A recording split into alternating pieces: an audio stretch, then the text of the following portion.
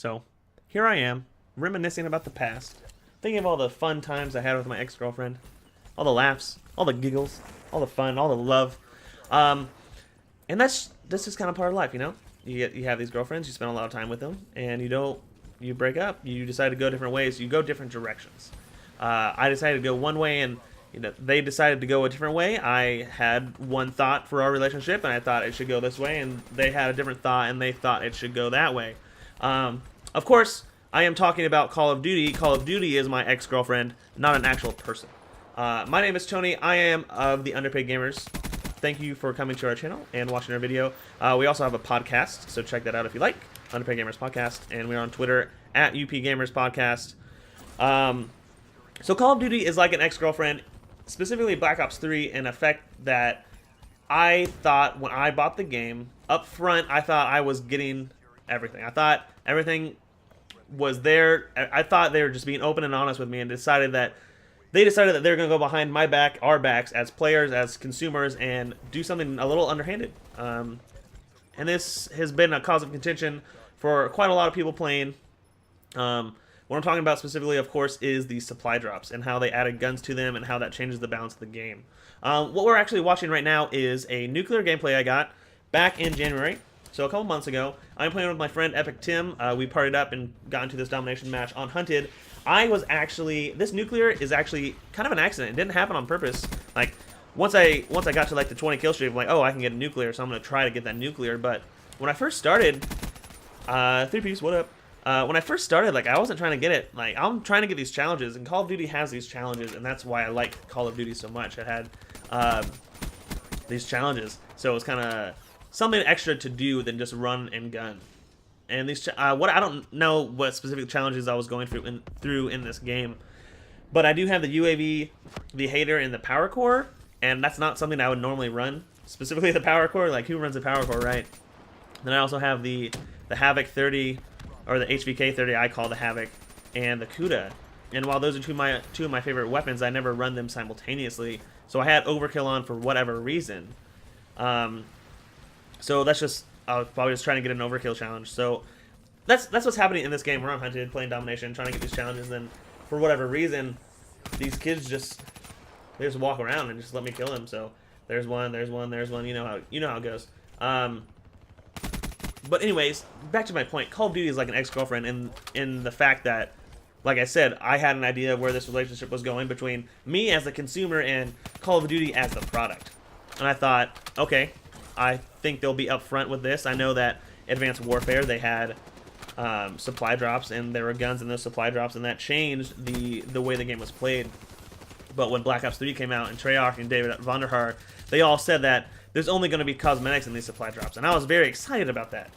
I thought, man, that's going to be awesome. I can't wait to get these gun camos. I can't wait to get these hero camos. Like, I like the customization that they've had.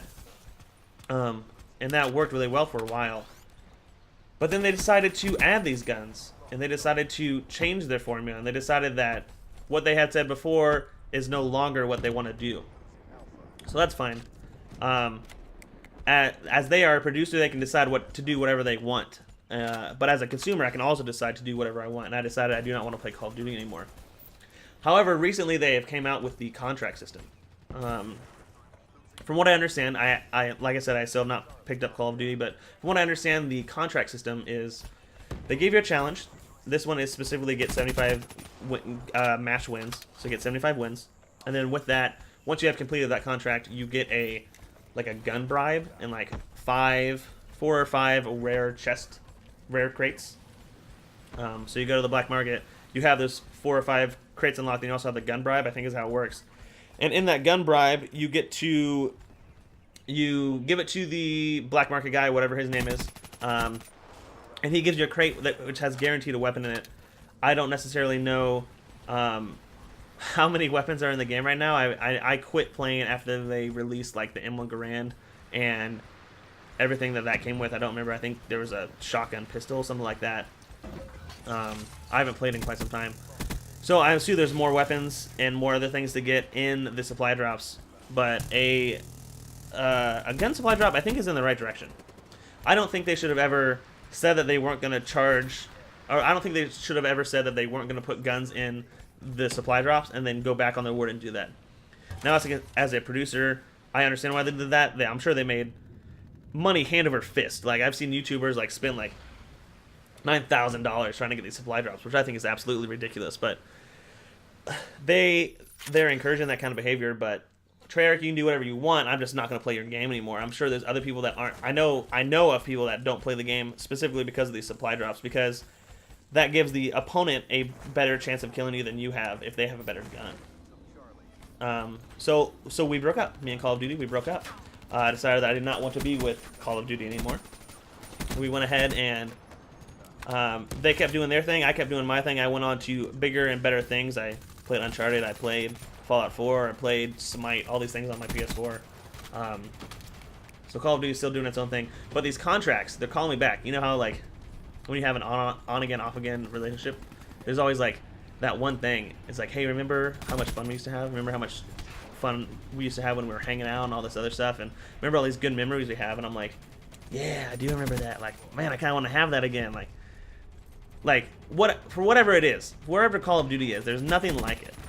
Like, there's other shooters and there's other things, but there's nothing like Call of Duty. Nuclear Metal, what up? Hello, Nuclear Metal. But for whatever reason, I haven't been back to it. Well, I know what the reason is. It's supply drops. But with these contracts, it's a step in the right direction, like I've been saying.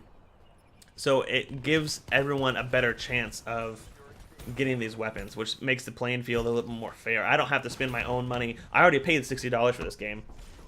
I don't have to spend any more of my money to get these weapons. But what I like about my analogy is that with ex-girlfriends, you always have that past relationship. You always think, man, like, what if things would have turned out differently? Like, how is this? How is that? Like I said, I've stopped playing Call of Duty. My friends have stopped playing Call of Duty. With the Infinite Warfare trailer release, people really don't like that. And I understand why, and like Battlefield 1, and people really like that, and it's kind of just the fun thing to do to hate Call of Duty. It's always been the fun thing to do is to hate Call of Duty, but they're like bringing it upon themselves now. But it's just, there's just something about it, like something in the back of my head, like, yeah, I used to play Call of Duty all the time. I've been playing ever since, honestly, Big Red 1. Call of Duty 2, Big Red 1. I played that one, and I like this game is so much fun. And then I didn't buy another Call of Duty game until Modern Warfare 2. And then I played Modern Warfare 2 and had that. And then I didn't buy another one again until Black Ops 2. And I played the crap out of Black Ops 2. I had so much fun with that.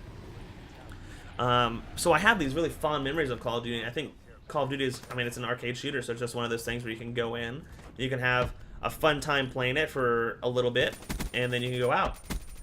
So I'm trying to get, I'm almost back into that, wanting to play Call of Duty. I literally just found out about the contracts yesterday. And I'm like, what is this contract?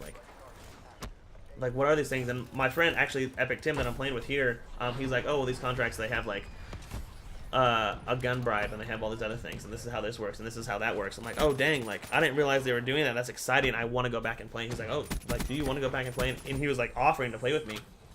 And I'm like, no, not really. Yes and no. And that's exactly the feeling I have with, ex-girlfriends.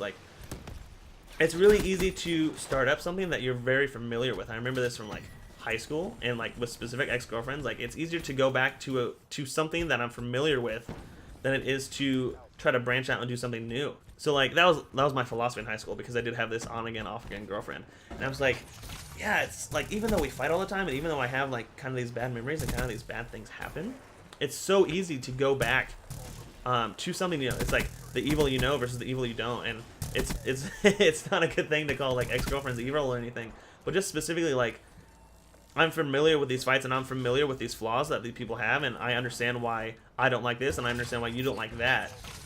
But these things aren't changing, and I understand that, and it's easier than to go to specifically a different game and try to figure out all these other things and have these other things that you don't like. But yeah, that's just kind of my thoughts. Call of Duty is my ex-girlfriend. Whether I go back to it or not, I'm not necessarily sure. I'm enjoying the single life, I guess, as you could call it. I'm enjoying playing all these other games. But at the same time, Call of Duty is always calling me back. So, I don't know. This is my nuclear gameplay.